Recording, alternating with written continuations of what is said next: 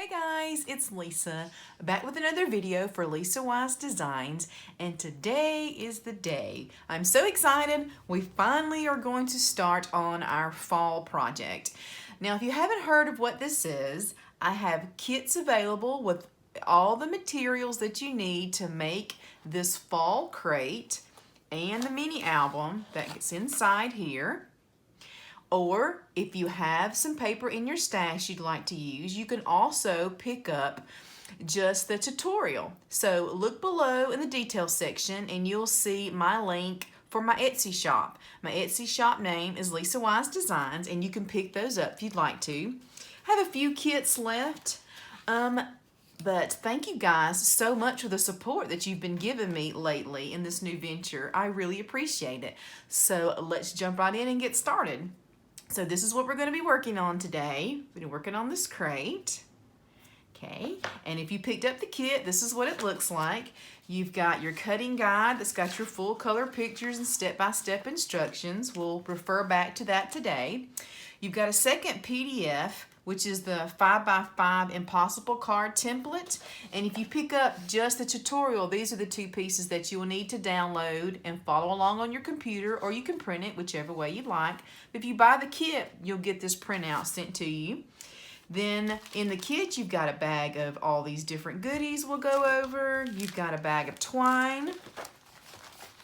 You have all the pattern paper pack that came with it. This is Cartabella Fall Break, some beautiful paper.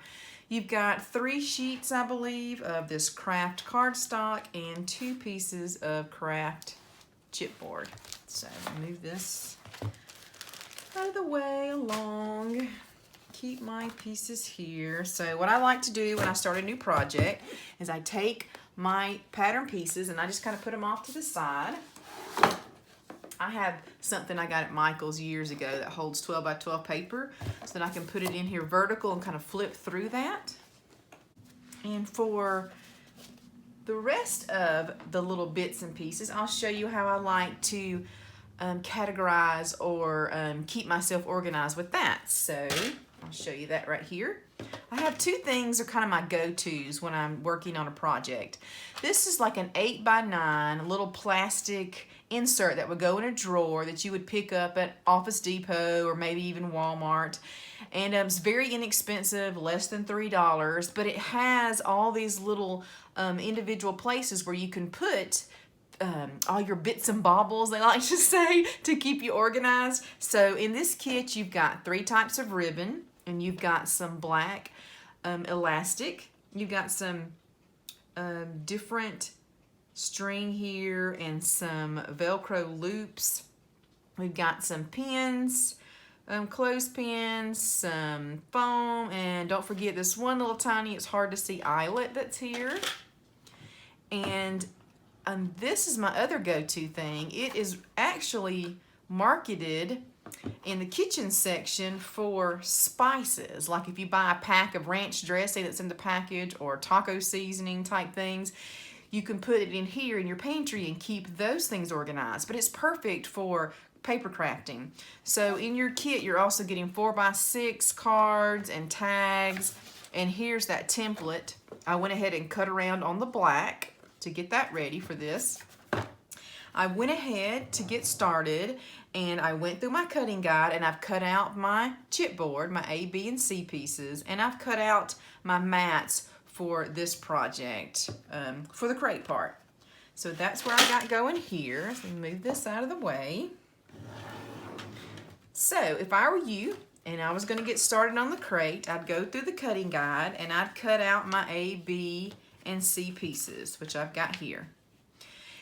I am very fortunate enough to have a large trimmer that will cut through chipboard. If you don't have a heavy duty trimmer, this is what I would suggest that you do. I would suggest that you, if you are like me and you have more than one trimmer, you designate a trimmer like I've got right here that's just for chipboard. If not, just designate a blade that's chipboard by marking it somehow, maybe with a C, because it's really going to dull up your blade. And if you're cutting chipboard, this is only 52 point. It's medium weight chipboard. It is not heavyweight, so it's easy to cut on a regular trimmer.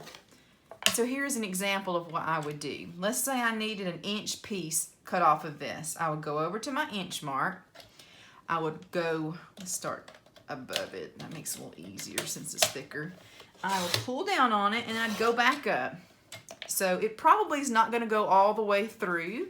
So I would just flip it over, put it back on the inch mark, and come down one more time, and easy peasy, now you've got the piece that you need. So that's what I would do to get started. Okay, now let's see, I've got my A piece cut, and I went ahead and used Distress ink, and this color is Vintage Photo, and I went all the way around it with the ink blending tool from Ranger, front and back. So nothing else needs to be done to piece A. And you've got 2 piece Bs. So I've got one ready to go, so let me show you how to finish that one up. Let me get this out of the way here. Put my C's up. What you want to do is get out your cutting guide and follow along with me. We are on page 2. And you're going to get your, however you're going to cut your chipboard. And if you've got your piece B cut, what we're going to do now is we're going to make a score line in our chipboard. I'm going to put my piece B in my trimmer. I'm going to turn it over to the back. This says back of piece B. I'm going to bring it over to the 1/2 inch mark, and I'm going to cut a score line. I'm not going to cut all the way through. Now, I would suggest if you have never used your particular trimmer to score chipboard that you practice. So this is a piece that I had left over when I was cutting all of these out. I would put this through here, and I know since I've done this so much about how much pressure I need, which is not a lot, to come down so that I have a score line. It did not go all the way through, but it went through enough where now if I put a little pressure on it, I can score and fold it over. So that's what I would do. Get you a piece of what you had left over and just practice so that you don't ruin your A and your B pieces. But you do have enough in case that you make a mistake. So on the back of piece B, I'm going to come over to 1/2 inch, and I'm going to pull down gently just enough to make my score line. All right, so that's all I'm going to do for now on piece B. This is on the back. I'm going to push toward the front of piece B. So now I can see the score line on the front of B. I'm going to grab my score tape. I'm using 3/8 inch. Anything under 1/2 inch will work. So 3/8 inch, 1/4 inch. If you're doing millimeters, there's a 6, an 8, and a 10 millimeter size. I also like to use an acrylic block that has a straight edge on it. You could use a ruler, anything else you want to do, and just pull up on that, and it will make a good straight cut on your tape. Or you could also use scissors, but this is a little quicker once you get the hang of that. So I'm using my bone folder, and I'm just going to burnish this down into place. So now the front of B has a score line on both and has tape close to the cut edge, not all the way to the score line. So now A and B pieces are ready, and let's see, yeah, I also distressed already both. Well, I did B, but not the back side very well. There we go. So B is in good shape. And now our piece C's. I did 5 of the 6 so that you're just not watching me cut. So let's do one together. So on piece C, we're going to do basically the same cut as we did on B, but just on both sides. I'm going to come over 1/2 inch, and I'm going to pull straight down. I don't want it to go all the way through. I just want a score line. I'm going to flip it over, put it back in at 1/2 inch, and do the same thing. So now I have score lines on both sides.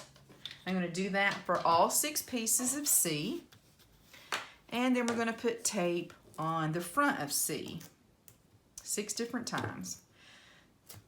So all I do is take that 3/8 inch tape. I start at the cut edge, as close to the cut edge as I can get without going over, and then I just pull straight up on my stamping block. And I'm going to burnish that into place. So you do that for all your C pieces. Oh, so I do not have this C piece inked, so let's do that together. Just gonna pick up some ink here. On the C pieces, you're only gonna see the top and the bottom because these side wings are going to get folded in, so I'm not gonna take the time to ink the sides because you're not gonna see it anyway.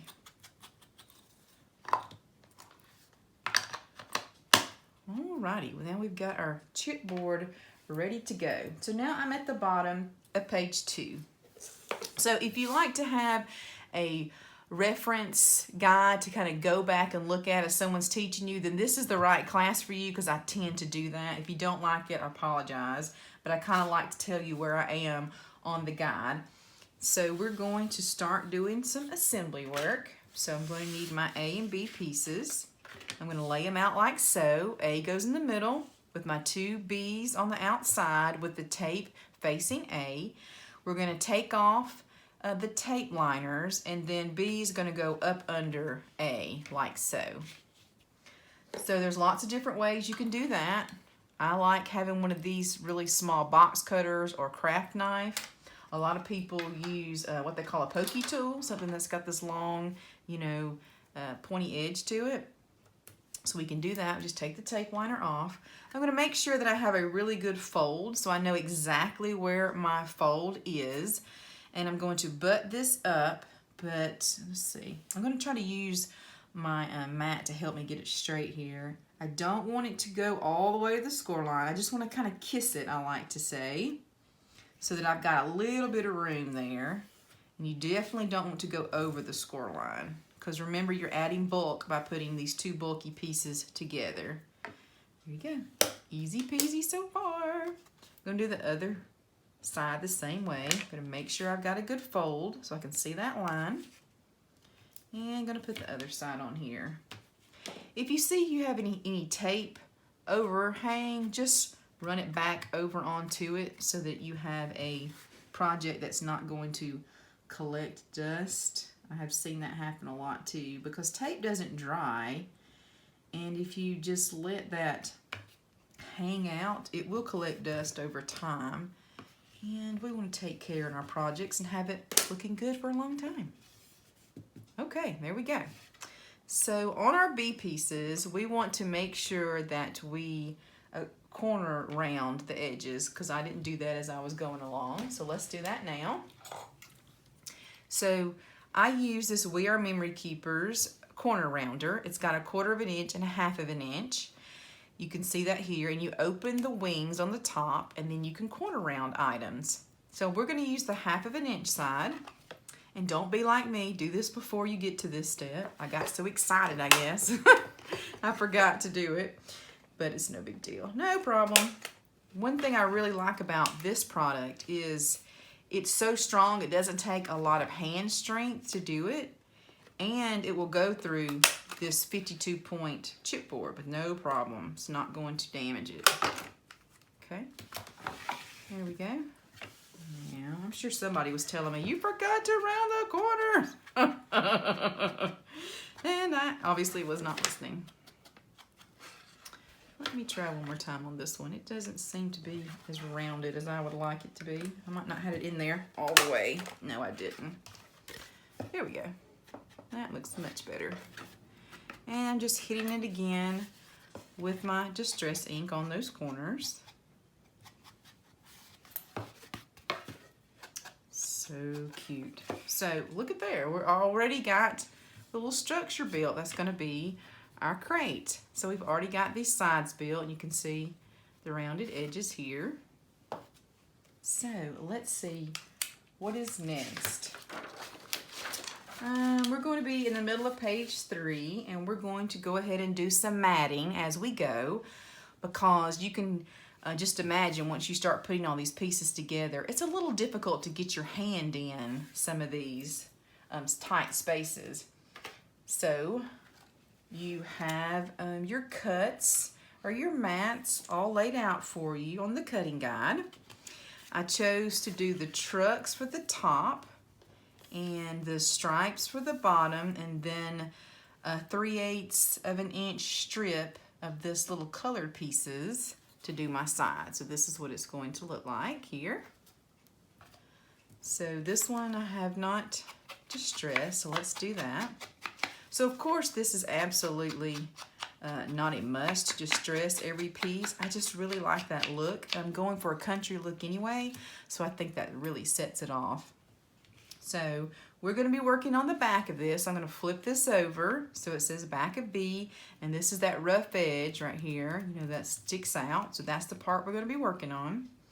I'm going to go back to my corner rounder here, and I'm going to take the big truck pieces and I'm going to go back to that 1/2 inch, and I'm going to round those corners so that they'll match up what we just did. Easy peasy. See, I didn't forget on that one. That's so funny.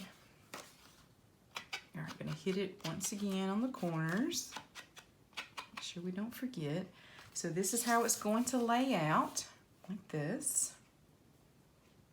And then close to this score line here, I'm going to put the stripedy paper. And then this little 3/8 of an inch piece is going to bridge the gap, so to speak, there. It's going to look something like that. So let's get to gluing. As you'll notice in my cutting guide, there's some 1/8 of an inch, like a 2 7/8 of an inch mats. And I know people hate to cut 8s. I understand. It is kind of a pain on the ruler. But in a smaller project like this, so this is only about, what, 3 inches or so piece, I don't want to have a really big border or mat all the way around to lose some of that paper. So instead of cutting off a 1/4 of an inch when you measure it, I cut off an 1/8 of an inch so that I didn't have as much of a border around there or a reveal. But be my guest to make it a little bit smaller if you'd like to make it a little easier to cut. I know some people, it's like, yeah, that's too much for me. And I'll show you another tip too if you have problems with 1/8 of an inch. Because if you don't do card math, it may be a little difficult for you. Let me make sure I get this on halfway straight here. There we go. I will show you a trick too if you're ever confused on the 1/8. A lot of times on your scoreboard, like this We Are Memory Keepers, a lot of us have this one. It actually has every single one marked here. So if I was looking for 2 7/8, I would come here. It actually says 2 7/8, and I could make a mark on my paper and then take it to my trimmer, because most rulers have the little marks on it, but it doesn't actually say this is 7/8 of an inch. So maybe that tip will help someone. But I tell you, sometimes I get confused or cut my paper wrong, and there's nothing more frustrating than cutting your paper too short, because you can't add it back, right? It's like a haircut. You can't go back and add. You can always trim more off, and we've all done it. So there goes another point as I'm gluing this down. If you cut your paper in a different, what am I trying to say? If you're cutting your paper and you go in a different order than I did, you may find, hey, I don't have a piece of paper that's big enough to do what she's doing. That's okay. You can just piece it together like we're doing here. We're doing this piecing on purpose, but you can always do this because you don't have a piece big enough. Believe me, I have had to do it more than once. So obviously that piece of paper is a little bit crooked, but I don't care. It'll be cool enough for a crate. It's fine. So I'm going to take the crate, I'm going to bend it back on the score line here, and I'm going to put the ink right in those edges that are exposed now. So now that matches again. Okay. What's next? So still on the bottom of page 3, now we want to put our little loop feet on. So it looks like this. This is one side of a Velcro set. I don't even know what the other side is called. If these are loops, what's the other sticky side called? I don't know. I'm sure there's a fancy name for it. But you can buy just the loop side, which I have done in mass quantity, because when I make something like this to put on a bookshelf or a piece of furniture, I can put these little things on the bottom and it won't scratch my furniture. And they're much cheaper than buying the little furniture stickers, and thinner. And also this, since we folded our chipboard over, see this is a little bit taller than this piece, so this kind of helps level that out. Okay, we're doing good, doing good. Now we're going to start doing our assembly of our slats. So let's go over to page 4. And it talks about the mats for the inside here of the crate. So I've already cut my mats down. But once again, I need to make sure that I corner round on the 1/2 inch. And try not to get ahead of me and go ahead and think you're doing a good thing by putting all of your mats on, because on some of these 3D projects you have inner workings that you want to hide and you want to get those done first, like these slats that we're going to put on these PCs. So we don't want to glue the sides down because the slats are going to be here and we don't want to cover those up quite yet. So this I'm just going to kind of put to the side for now. But this really pretty green checky piece I'm going to put on the bottom, and I had flipped it over. I'm now working on the inside. I'm going to glue that one down. So I hope you're enjoying the process so far. I've always wanted to make a crate, and I thought fall would be the perfect paper to make my first crate with. All right. Go there, and now we're going to get our PCs and we're going to work on our slats. Now let's take our ruler, and I'm working on piece B, and I'm just going to butt it up to this chipboard side here, and you need a black pen or a marker, and you're going to mark 1/8 inch away, 2 1/8 inch away. What's the other one? Is it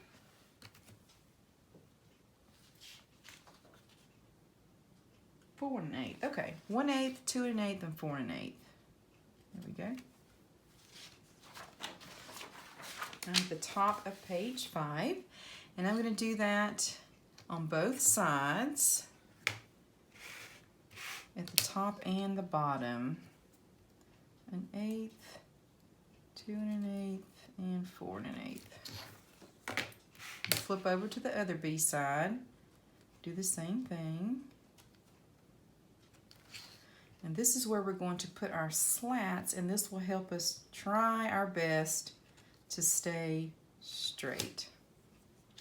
Okay, and it's never going to be perfectly straight, but it'll give us a good point, right, of reference. So starting on the B side, again, I'm going to get 3 of my C pieces. I'm going to turn this around where it's a little easier for me to work with. And I'm going to take my C piece and I'm going to fold gently on those score lines so that it doesn't come apart. And what we're going to do is we're going to start on the black line, and we're going to line up the side to that, and we're going to line up the score line that's folded to the end of the crate side. So it's going to look like this. That makes sense? And the next one will go here on the black line, the next one will go here. So I'm going to take off one side of the liner tape. I'm going to line up with that black line. I'm going to try my best to line up the cut edge to the end. And it doesn't have to be exact, but you don't want to go too far over. It's going to look funky. But believe me, I don't think I've got one set on straight yet. There we go. Pretty close.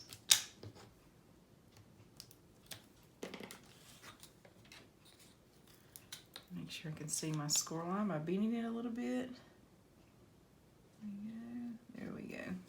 All right, and you can use your cutting mat to try and get those straight as best you can, and then really burnish them down. So this is kind of what we've got here so far. This is going to come over in a minute and attach to the other side. So this, you can see, sticking out just a little bit. We're going to come back with some ink so that it all kind of blends in together. So before we do that, let's go ahead and do the other side. It's kind of starting to look like an octopus or an arachnid of some kind at this point. But this is the easiest way that I found to do it. I did try a few other ways. And this is, it's a little bit different than what some people, how they put different things together. A lot of people, they would not cut into the chipboard. Most people would use binding strips, and I'll use that in some projects coming up. But this was kind of fun to do in a different way, and it's very quick to do it like this. And you don't need any more supplies. You don't have to cut anything else and tape anything else down when you do it this way. The only thing is you just have to go slow and easy. Be careful that you don't go all the way through your chipboard, because that could really make for a bad day, because I have done that also and just really got mad at myself.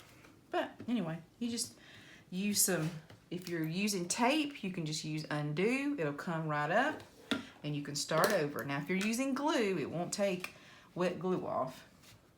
Now, while we have this flat, let's do some matting. So I've already got my mats cut. I've got 2 pieces of the pumpkin, and I got 10 pieces of the dot. So right now we're working on the inside of the crate. So all I need is dot pieces. I don't need the pumpkin pieces yet. 3, 4, 5, 6 dots. And I'm just going to glue some down. All I'm going to do is just make sure I don't go over the score lines, because it's going to be a pretty tight fit. Make sure you can see where your score lines are, and that you kind of center it between there. That's all we're doing. I can see the score line here. I think I went a little too far. So just make sure you can see where your score line is. Just like that. I'm going to kind of bend these up. Make sure I can see it clearly.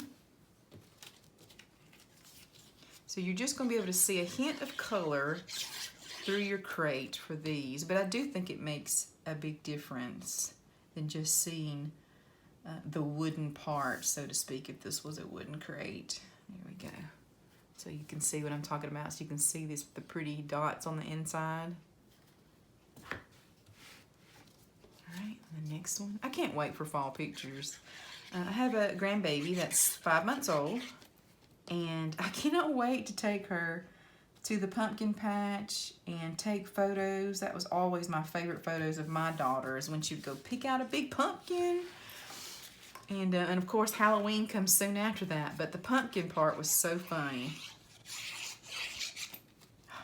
I miss those days, so that will be fun with the new baby.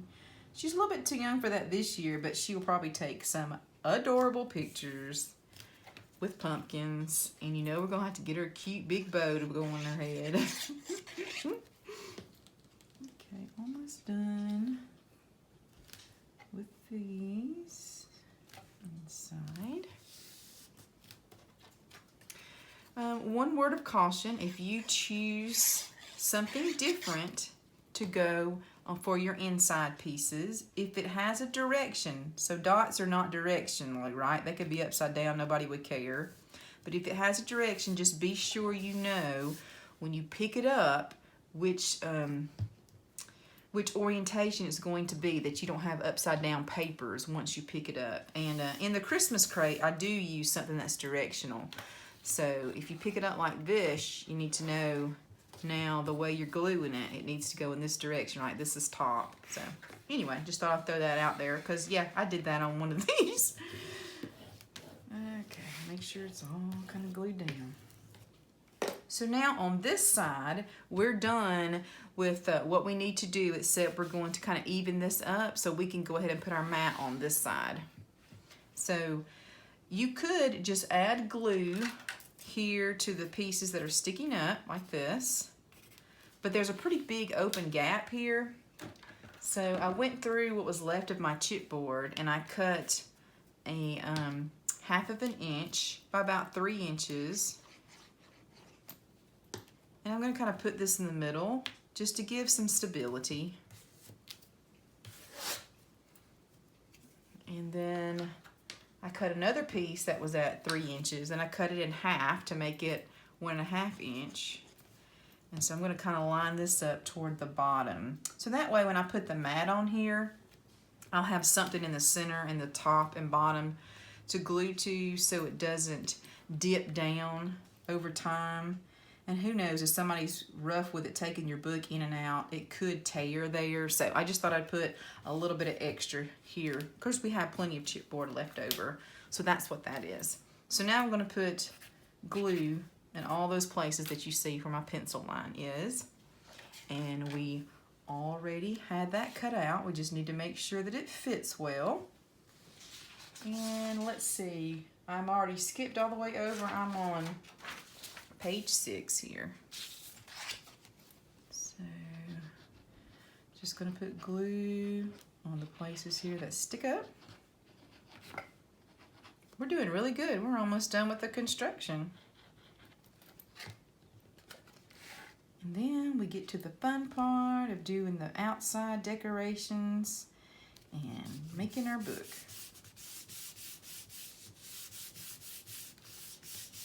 Okay, give that a little bit of time. So now it almost gives the effect of if you were making a card or a project with foam tape, how it kind of sticks up. That's kind of the effect now this little piece of paper has, almost like it's got foam tape behind it. But it's chipboard, okay? All right, so these all swing freely. I'm in good shape. So what we're gonna do now is we're gonna take these ends and they're gonna come on the inside of this piece, just like we did here, and line up with these black marks. Now the first one you do is going to be a tight fit. Don't think you've done anything wrong. And unfortunately, it's kind of difficult to finagle. I like to put mine on the bottom and then push this up to the black dot here and glue it into place. And you just take your time and try not to get frustrated. And I'm going to take off one side at a time, the liners. And just know that first one's going to be a little bit of booger bear, trying to get it in place. It is a tight fit, but it is supposed to be. You just line it up with the outside edge. And once you kind of get it in place, then just burnish it down with your fingers. So I've got my little C piece on here. Oh, I guess they're all C pieces. The first C piece on here. And so then I'll just go to the next one and line it up with that black mark. So, sorry it's kind of difficult to show you the way this is sitting. But all I'm doing is kind of lining up to the black marks and to the outside of the crate. And then pushing it down. Just like that. And once you kind of get that in place, I would really burnish it. And if you had to stick and unstick a couple of times to get it straight, then you can just always add art glitter glue on top of it. And no problem. Nobody will ever know. All right, here we go.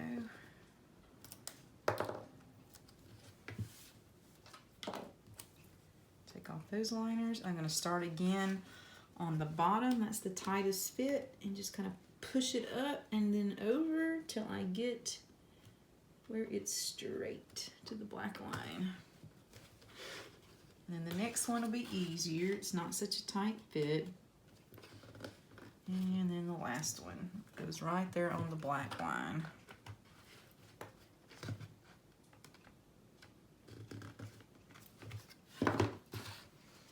Okay, there we go. So far, so good.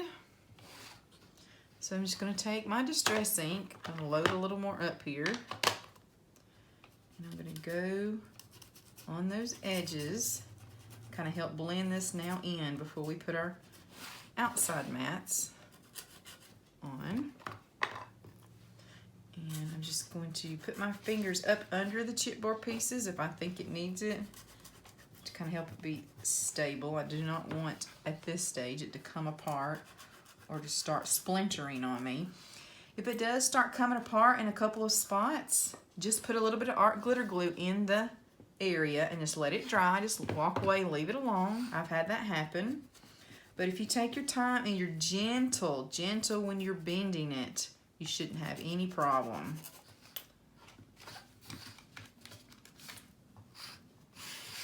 Okay. We've done pretty good. We've got it put together. So now we've got to finish matting, and then we've got to put the handles on and do the decoration. But I hope you've enjoyed the process so far. I don't think it's been too difficult. Like I say, we'll do the outside mats. We have to do the one mat on the inside left and do the handles, and that should take us another half hour, and we'll be done and can do the book on Wednesday. So we do Monday and Tuesday the crate. We should be able to do the book Wednesday and Thursday, and if we have anything left over, then we have Friday to finish that up. So thank you guys so much for being here and your support so far. You've been amazing. I've had some really nice comments on my Etsy site and on my YouTube channel.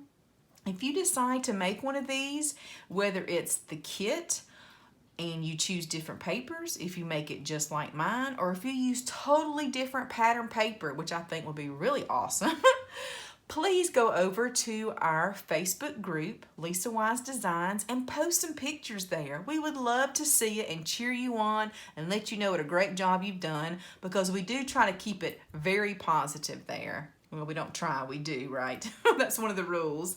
Thanks guys for being here, and I will see you tomorrow, same time, same place. Bye.